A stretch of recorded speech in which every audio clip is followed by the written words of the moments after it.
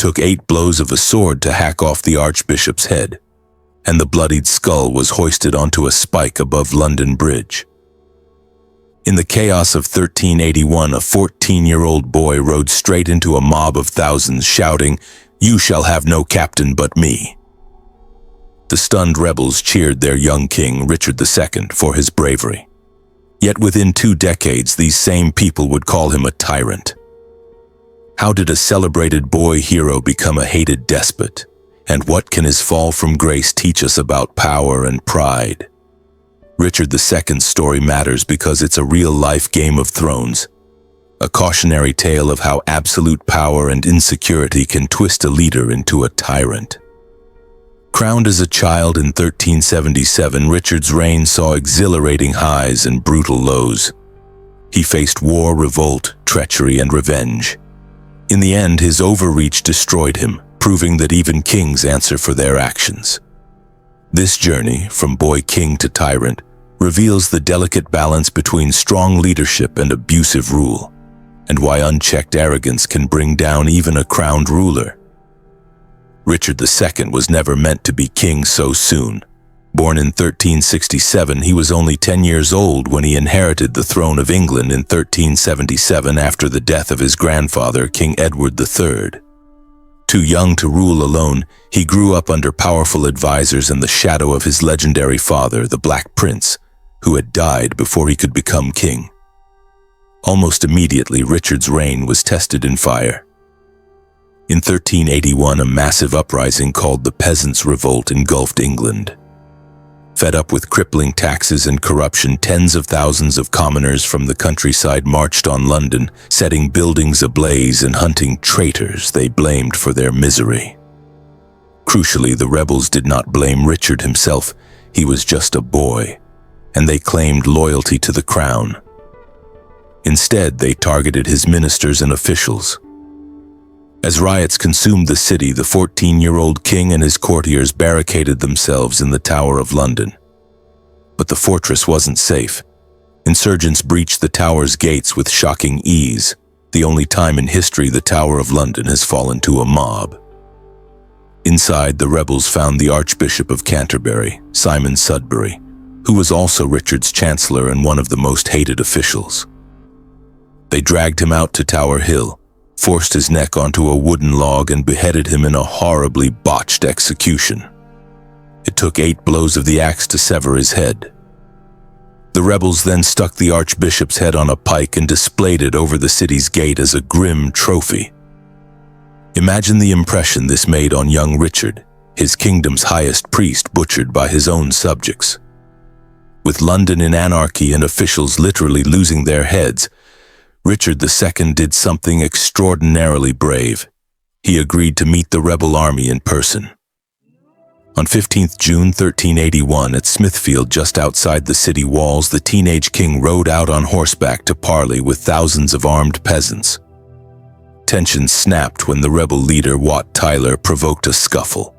The Lord Mayor of London lunged and ran Tyler through with a sword, killing him on the spot. The mob bristled in rage. At that perilous moment, Richard galloped forward and assumed command.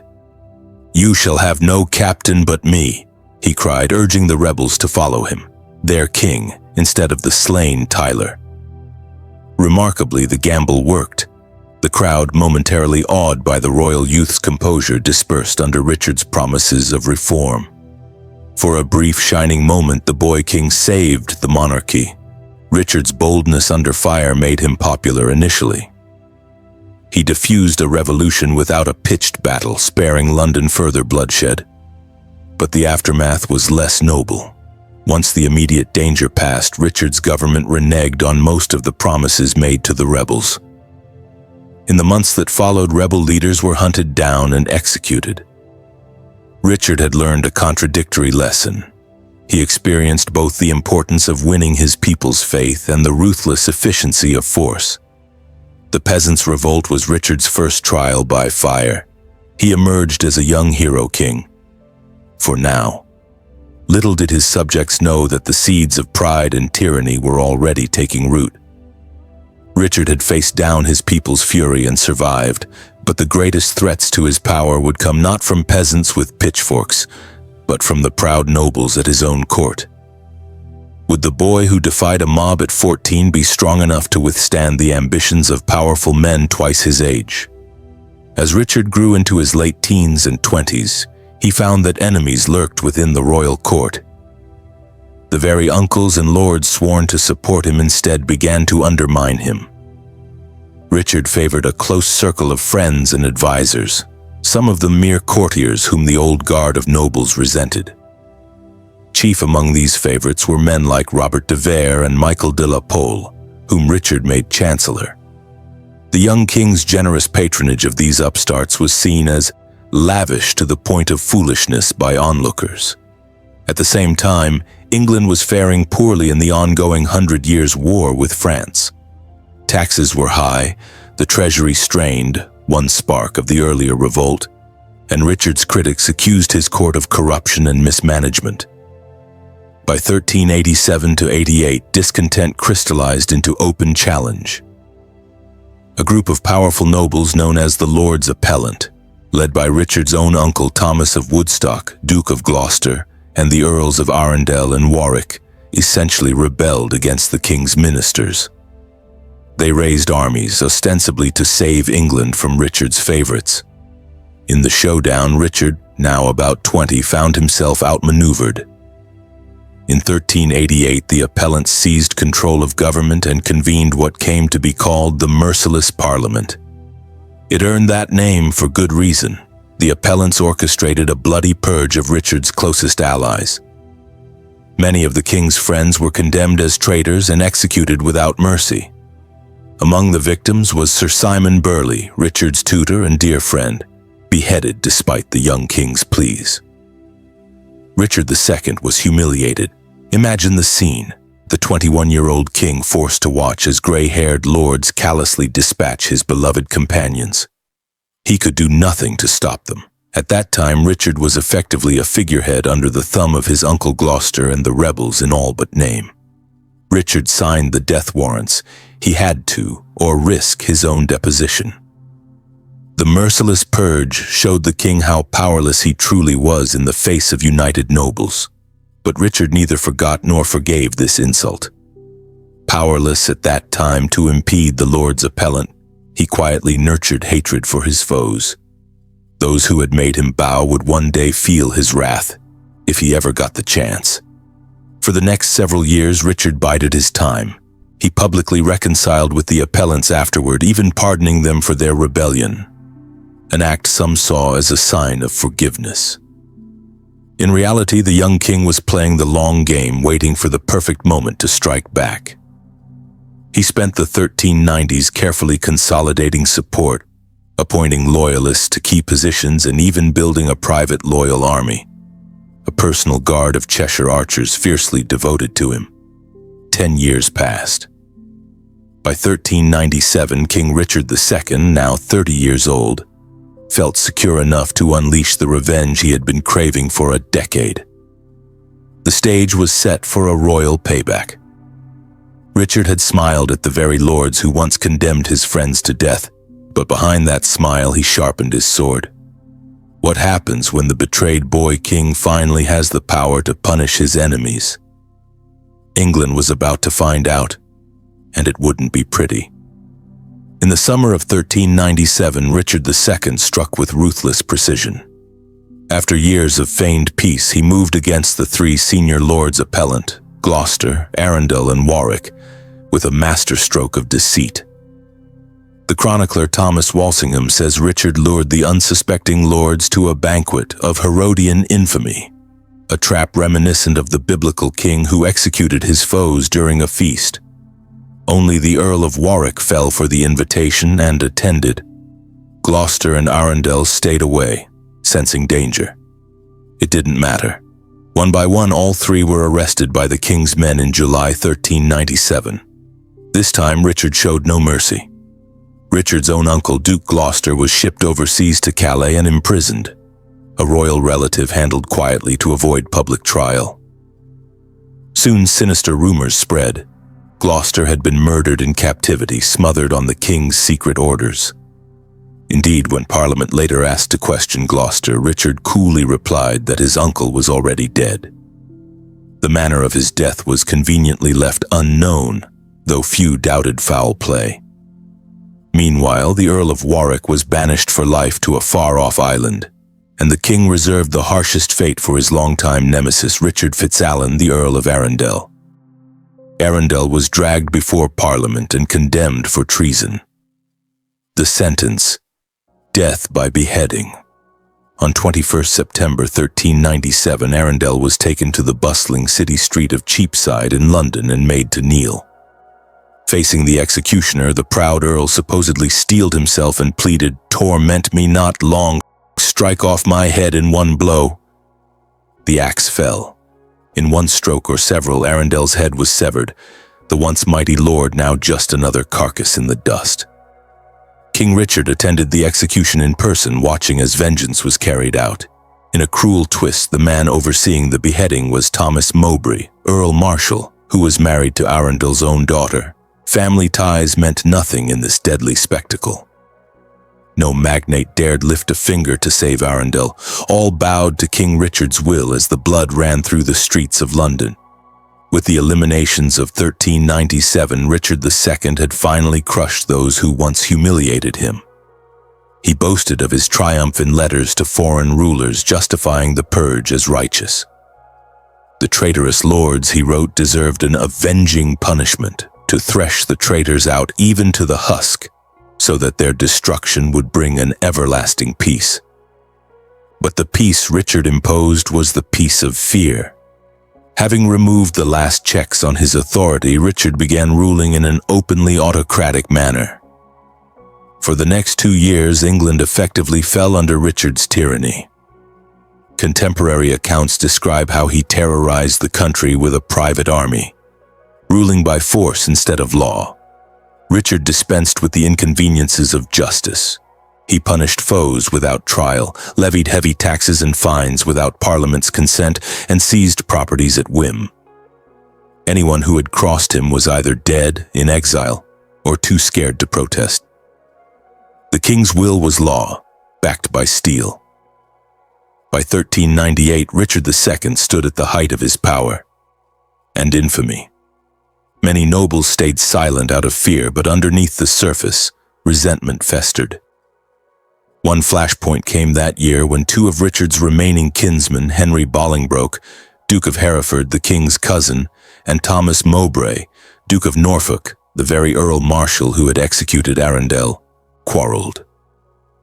Bolingbroke accused Mowbray of treasonous talk, perhaps revealing the king's further plots. The dispute was to be settled by a grand trial by combat, a duel, but at the last moment Richard intervened. To the shock of both nobles, Richard cancelled the duel and exiled them both, Mowbray for life and Bolingbroke for 10 years. This arbitrary decree robbed Henry Bolingbroke of justice and sent him abroad humiliated. Why did Richard do it? Possibly to eliminate a quarrel that threatened his fragile peace, or because he feared his popular cousin Henry might win the duel and gain too much glory. Either way, it was a grave mistake. Bolingbroke was the son of the influential John of Gaunt, Richard's uncle, Duke of Lancaster. By exiling Henry, Richard planted the seeds for his own downfall. King Richard had now vanquished his enemies and bent the realm to his will. He believed himself unassailable, the master of England. But in crushing others, Richard had made one enemy too many, and this one would come back to haunt him. The tyrant's final act was about to begin, and it would end with a king in chains. In February 1399, fate turned on King Richard II. The venerable John of Gaunt died, and Richard saw an opportunity for more gain. He seized Gaunt's vast lands and wealth for the crown, disinheriting his exiled cousin Henry Bolingbroke. It was an outrageous move. By law, Henry was the rightful heir to the Lancastrian estates, but Richard, in his increasing arrogance, and perhaps to fund his own lavish court, ignored both law and family bonds. This proved to be the final straw for many of England's nobles. If a king could arbitrarily strip a duke of his birthright, who was safe? Richard had simply gone too far. That summer, with Richard's treasury replenished by stolen Lancastrian gold, the king left England to lead a military campaign in Ireland. He was confident his kingdom was secure in his absence, a grave miscalculation. The exiled Henry Bolingbroke, burning with anger over his banishment and theft of his inheritance, seized the chance. In June 1399, Henry returned to England while Richard was across the sea. He landed in Yorkshire and quickly gathered support from disaffected barons and common folk alike. Here was the son of Gaunt, wronged by the tyrant king, come to claim his rights, and many saw Henry not as a rebel, but as a liberator. Richard's cruel policies and heavy-handed rule had earned him few true friends. One by one, his allies defected to Bolingbroke. Even former enemies of Henry and relatives of Arundel joined his cause, notably the Archbishop of Canterbury, Thomas Arundel, the executed Arundel's brother who Richard had exiled, now returned to rally support for Henry. England was turning on King Richard II. By the time Richard hurried back from Ireland in late July, his regime was collapsing. He landed in Wales to find that castle after castle had opened their gates to Bolingbroke. Commoners and nobles alike refused to fight for a king they despised. Even Richard's hand-picked loyalists in charge of his government fumbled or fled. In a desperate bid to retain power, Richard took refuge in Conway Castle in Wales. But it was hopeless. Henry's forces surrounded the king's small entourage. On August 19, 1399, King Richard II surrendered without a fight to Henry Bolingbroke's army. The mighty tyrant who had cowed a nation now found himself a prisoner. According to chroniclers, Richard was paraded to London by Henry's men, met with jeers or eerie silence instead of cheers. In a reversal of fortune almost too perfect, Henry Bolingbroke, the man Richard had exiled, was hailed in the capital as a hero who saved the realm from tyranny. Henry, however, wasn't satisfied with merely controlling Richard. He wanted the crown. In late September 1399, under Henry's command, Parliament was convened to formally depose Richard II. The captive king was brought to the Tower of London and pressured to abdicate. On September 29th, Richard II signed away his throne. The next day, a litany of his misdeeds, a laundry list of 33 accusations from unjust taxes to the murder of Gloucester, was read aloud in Parliament as justification for his removal. The Assembly accepted Richard's abdication and endorsed these articles of deposition, ensuring Richard could never reclaim the crown. Henry Bolingbroke then asserted his own claim and was proclaimed King Henry IV of England. The 33-year-old Richard, once a golden boy king, was now a deposed, broken man. Yet even in captivity, Richard II was seen as a threat by the new regime. As long as he lived, there remained the possibility that some loyalists might plot to free him and restore him to the throne. In fact, a small group of die-hard Richard supporters did attempt a rebellion in his name in early January 1400. It failed miserably, but it sealed Richard's fate. King Henry IV's mind was made up. Richard had to go. Sometime in February 1400, deep in the dungeon of Pontefract Castle, the former King Richard II was quietly put to death, murdered on Henry's orders, though the exact method was kept secret. Some chroniclers later whispered that Richard was starved to death in captivity, slowly wasting away in darkness. Others claim he may have been stabbed. The truth may never be known. Henry ensured that by what means is not known.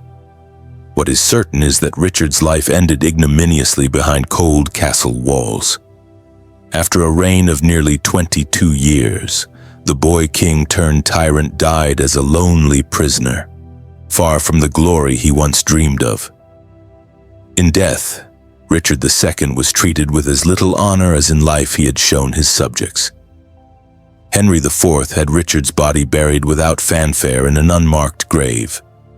Only years later, under King Henry V, were Richard's remains moved and reinterred in Westminster Abbey, finally laid to rest in the tomb Richard had built for himself at the height of his power.